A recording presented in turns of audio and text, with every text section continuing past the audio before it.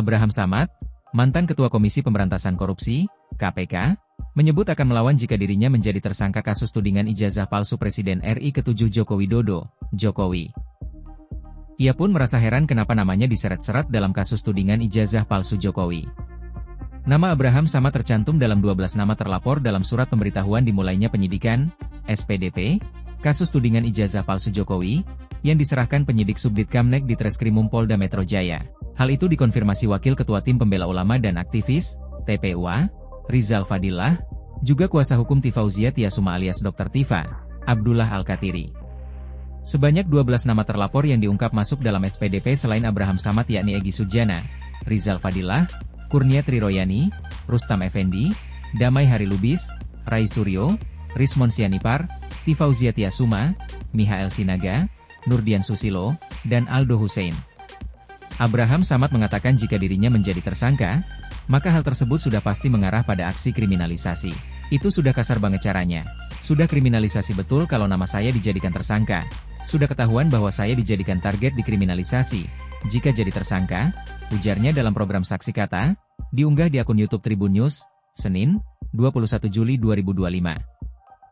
Abraham Samad pun mengaku tak akan tinggal diam jika dirinya masuk menjadi tersangka. Saya tidak tinggal diam kalau itu terjadi, menurut saya itu sesuatu yang harus saya lawan. Karena ini kezaliman, misalkan itu terjadi karena menurut saya itu sudah harga diri, harus melawan, ujarnya lagi. Diketahui kasus tudingan ijazah palsu telah dinaikkan statusnya ke tahap penyidikan usai gelar perkara oleh penyidik Subdit Keamanan Negara Direktorat Reserse Kriminal Umum Polda Metro Jaya, Kamis, 10 Juli 2025. Subdit Keamanan Negara Direktorat Reserse Kriminal Umum Polda Metro Jaya saat ini tengah menangani 6 laporan polisi, termasuk laporan yang dibuat oleh Jokowi. Laporan Jokowi itu terkait pencemaran nama baik dan atau fitnah, di mana objek perkaranya adalah penghasutan. Terkait kasus tersebut, dijadwalkan Jokowi akan menjalani pemeriksaan oleh penyidik Polda Metro Jaya di Polresta Solo pada Rabu, 23 Juli 2025, pukul 10 WIB, di Solo, Jawa Tengah. Pemeriksaan ini dilakukan dalam kapasitas Jokowi sebagai pelapor dalam kasus dugaan pencemaran nama baik terkait tudingan ijazah palsu. Kuasa hukum Jokowi, Rifai Kusuma Negara, membenarkan kliennya telah menyatakan kesediaan untuk diperiksa di Solo. Kami tadi siang temui Pak Jokowi di kediaman untuk menanyakan kesediaannya jika diperiksa di Polres Solo, karena kebetulan penyidik Polda Metro sedang memeriksa banyak saksi yang berdomisili di wilayah Solo dan Jogja, ujarnya saat dikonfirmasi, Selasa, 22 Juli 2025. Rifai menambahkan, Jokowi akan membawa dokumen pendukung termasuk ijazah asli. Penyidik memperkenankan dan untuk itu diminta besok pukul 10 hadir di Polres Solo dengan membawa dokumen terkait termasuk ijazahnya, imbuhnya. Sebelumnya, Jokowi meminta penyidik Polda Metro Jaya untuk menunda pemeriksaan terkait kasus tudingan ijazah palsu karena sedang sakit.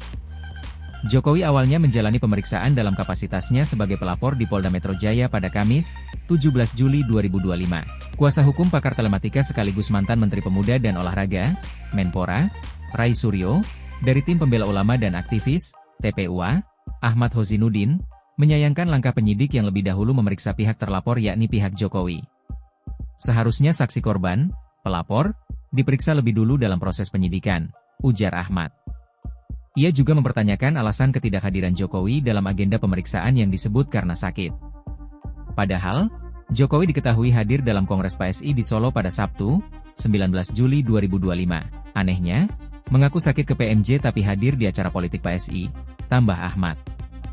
Adapun Jokowi melayangkan laporan tudingan ijazah palsu ke Polda Metro Jaya, Rabu, 30 April 2025. Laporan tersebut registrasi dengan nomor LP B28314-2025 SPKT Polda Metro Jaya. Dalam kronologi yang disampaikan Jokowi saat membuat laporan, terdapat 5 nama, yakni Rai Suryo Notodiprojo, Rismon Hasiholan Sianipar, Egy Sujana, Tifauzia Tiasuma, dan Kurnia Triroyani.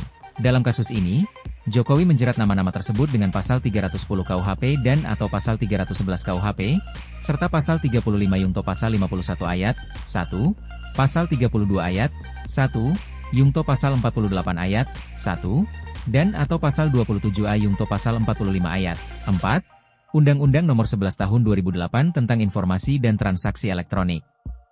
Download Tribun X sekarang, menghadirkan lokal menjadi Indonesia.